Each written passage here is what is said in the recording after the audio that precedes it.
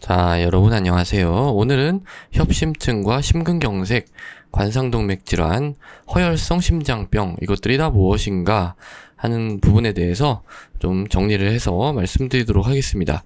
다 어디선가 들어보신 용어일 거예요. 되게 이제 흔하게 쓰이고 근데 이게 조금씩 다 다른 의미를 품고 있습니다. 다 비슷비슷한데요. 다 어떤 스펙트럼입니다. 스펙트럼. 관상동맥 질환이라는 어떤 스펙트럼의 일환으로서 이런 용어들이 다 나오게 되어 있고, 이런 것들이 약간씩 겹칩니다, 이게. 그래서 더 헷갈리는 측면이 있어요. 오늘 이 부분에 대해서 한번 정리를 해서 말씀을 드리겠습니다. 우선 가장 먼저 말씀드릴 거는 이 관상동맥 질환이라고 하는 겁니다. 자, 관상동맥이 뭐냐면, 심장이 이렇게 있으면 이 심장이 이제 1분에 한 60회에서 100회 정도 막 뛰어야 되겠죠? 그러면 이제 산소하고 영양분이 많이 필요하겠죠? 그러면은 이 안에 있는 피를 이용하느냐? 그게 아니고 바깥에 이렇게 가느다란 관상동맥이 지나간다라고 얘기했습니다. 여기가 이제 막히면은 이런 심장이 제대로 영양분이나 산소를 공급받지 못해가지고 아프게 되는 거예요. 그게 이제 이 관상동맥 질환입니다. 그러니까 여기서 이제 이 관상동맥이라는 거는 이 심장으로 피를 공급해주는 어떤 해부학적인 구조를 얘기하는 거죠. 예. 그래서 이 해부학적인 구조에 문제가 생기는 거를 관상동맥 질환이라고 합니다.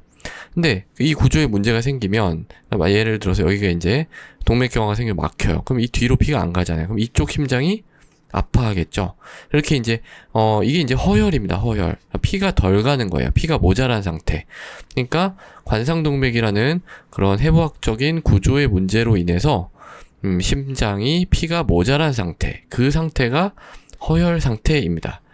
예, 그런 허혈 상태에 빠진 심장을 우리는 허혈성 심장병이라고 하죠. 이 영어로는요, 이스케미아라고 해요. 이스케미아.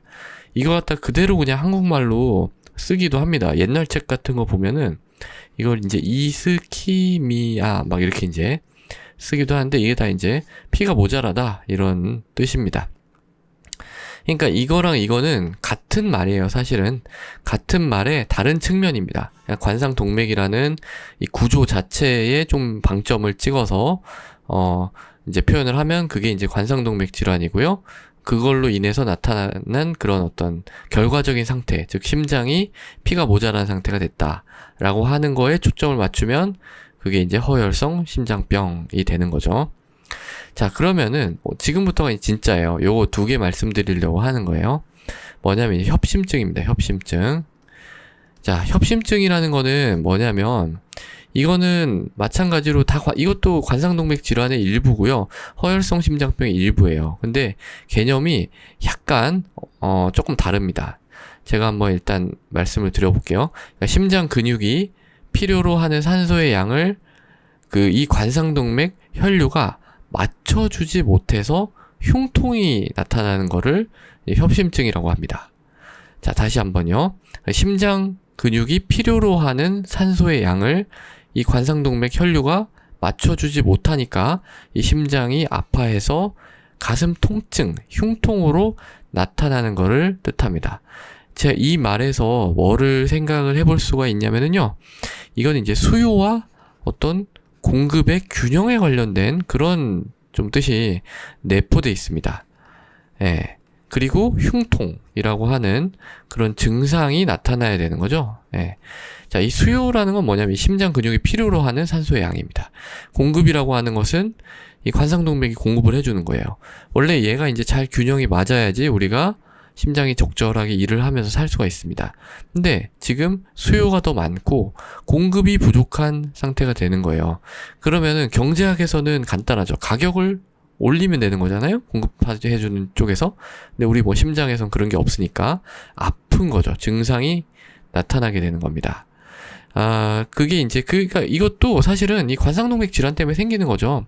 그러니까 여기 이걸 이제 확대해가지고 보면 요렇게 이제 동맥이 있고요. 관상동맥이 있고, 여기 이제 플락이 이렇게 생겨가지고, 제가 이제 플락 어떻게 생기는지 간단하게 이전 영상에서 말씀드린 적이 있어요. 그래서 그거 한번 참조해 보시면 좋고요.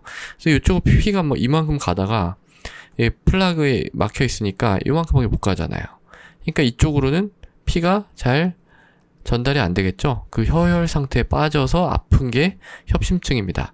다 같은 건데 얘는 이 수요와 공급의 문제에 조금 더 방점을 찍고 있습니다. 그러니까 이거를 이제 어떻게 생각을 할 수 있냐면, 만약에 여러분들이 운동을 하고 있을 때만 아프다, 그런 증상이 나타나서 생각해 보세요. 그러면은 가만히 있을 때는 괜찮아요. 그러니까 쉬고 있을 때는 괜찮은데 운동할 때 아프단 말이에요. 그러면은 뭔가 운동을 안 하면 괜찮고 운동하고 할 때 아프다라는 거는, 운동할 때 이 심장이 일을 많이 하잖아요. 그러니까 수요가 올라갑니다. 예. 근데 공급은 어때요? 공급은 일정하죠. 예. 또 이 공급이 사실 뭐 따라서 좀 올라가 줘야 되는데 그렇지 못하는 그런 부분이 있습니다. 관상동맥 질환이 있을 때는. 그렇기 때문에 이걸로 인해서 수요와 공급에 불균형이 생깁니다. 그래서 이제 흉통이 나타나는 게 뭐냐면, 그게 이제 안정형 협심증입니다. 협심증의 분류예요, 이게. 안정형 협심증이고요. 그냥 가만히 있는데도 아파요. 그러면은 그걸 이제 우리가 불안정형 협심증이라고 얘기합니다. 불안정형 협심증이라고 얘기를 하는 거예요. 이 안정형 협심증은 이런 상태예요. 제가 딱 그림 그린. 그러니까 가만히 있을 때는 이 정도 혈류로도 충분했던 겁니다. 근데 운동을 하거나 뭐 가파른 언덕길을 오르거나 뭐 이럴 때는 이 혈류로는 감당이 안 되는 거예요, 이 수요가. 그래서 아픈 게 안정형 협심증이에요. 근데 불안정형 협심증이라는 건 뭐냐면, 이 혈전 내부에 좀 약간 문제가 생긴 걸 뜻해요. 그래서 여기 있는 내부 물질이 약간 이렇게 노출이 되잖아요. 여기 이제 우리 혈소판이, 이게 피 지나가던 혈소판이 달라붙어가지고 혈전을 만듭니다. 혈전을 만들고 다시 떨어져 나오고, 혈전 만들고 또 떨어져 나오고, 그런 걸 이제 반복을 하면서 이게 되게 좁아지잖아요, 그런 과정 중에서. 그럴 때 되게 아픈 거예요. 그럴 때는 가만히 있어도 아픈 겁니다. 그러니까 쉬고 있을 때는 수요가 어때요? 수요는 뭐 별로 변화가 없잖아요. 그러니까 쉬고 있는데 뭐 심장이 더 열심히 일하는 거 아니잖아요. 수요는 변화가 없는데 공급이 어때요? 엄청 많이 떨어지는 겁니다. 그래서 이 불균형이 생기는 거예요. 그게 이제 불안정형 협심증입니다. 그리고 이 병태 생리학적인 원리는 이 혈전 때문에 뭔가 이 스테이블하게 있는, 그러니까 가만히 있는 혈전이 아니고 플락이 아니고, 이 플락에 뭔가 문제가 생겨서 불안정하게 막 혈전이 생길랑 말랑 하는 그 단계가 불안정형 협심증입니다. 그러니까 딱 보시기에는 어때요? 안정형 협심증이 더 위험할까요? 불안정형 협심증이 더 위험할까요? 예, 불안정 협심증이 훨씬 더 위험합니다. 그래서 이 치료 방침도 달라요. 자, 그러면은 자연스럽게 다음 단계 주제인 심근경색이 무엇인지에 대해서 말씀드릴게요. 자, 심근경색이란 건 뭐냐면, 이렇게 이제 혈류에 문제가 생기잖아요. 그래서 혈류에 문제가 생겼어요. 그래서 뭐가 생긴 거냐면, 이 심장 근육 있죠? 심장 근육에 실질적인 손상이 생긴 겁니다. 실질적인 손상이 발생한 것이 바로 심근경색입니다.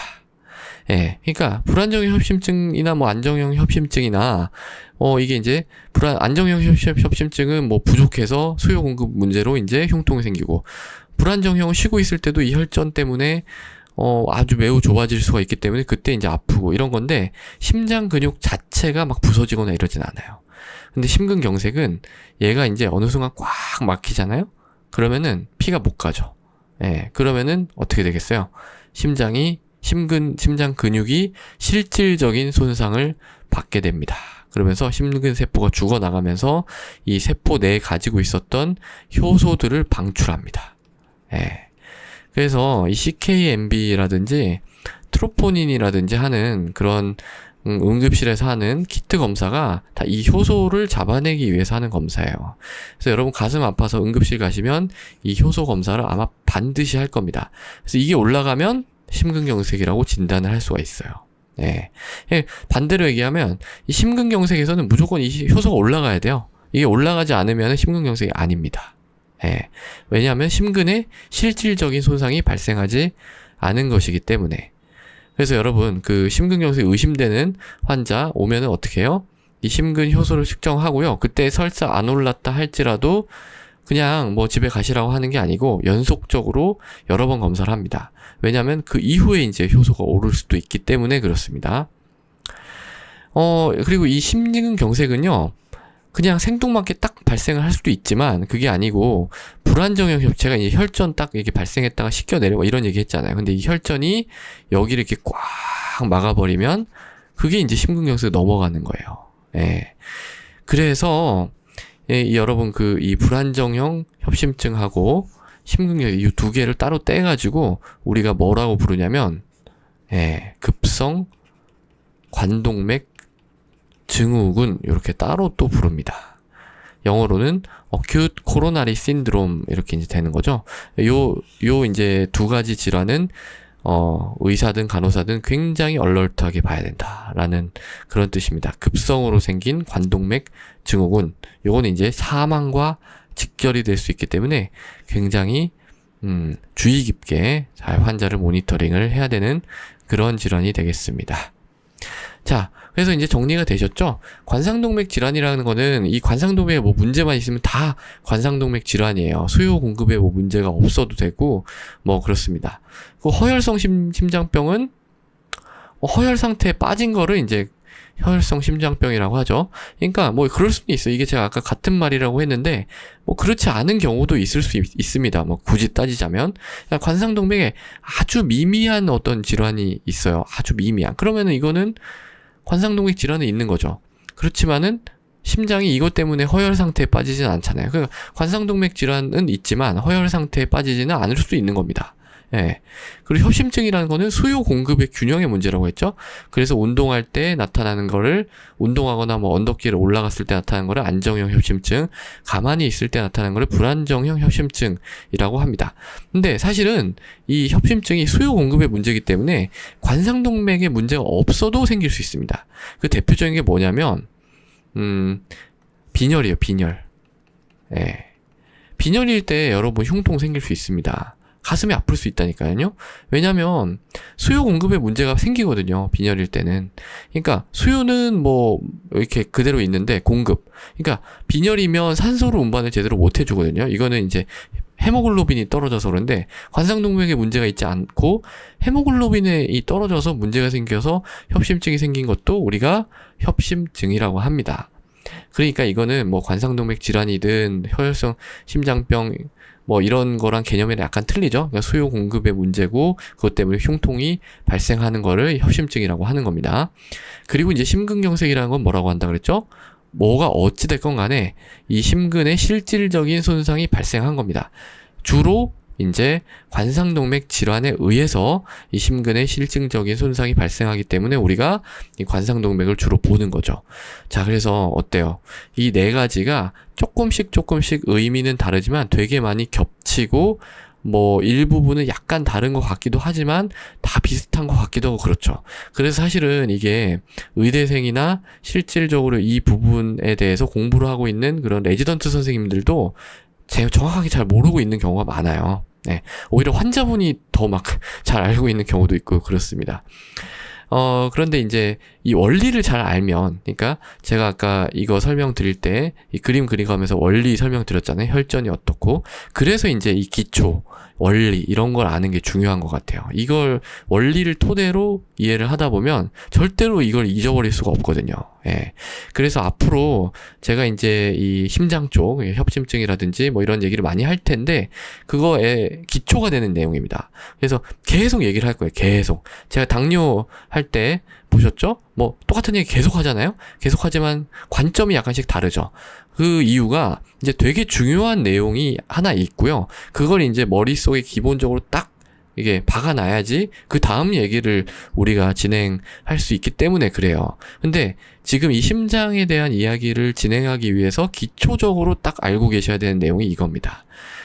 그래서 오늘은 이 내용에 대해서 조금 길게 정리를 해서 말씀을 드렸고요. 아마 앞으로도 이런 내용은 제가 계속 리마인드를 하면서 조금씩 이제 중요한 내용들 진행해 나가도록 그렇게 한번 계획을 하고 있습니다. 오늘도 경청해 주셔서 감사합니다.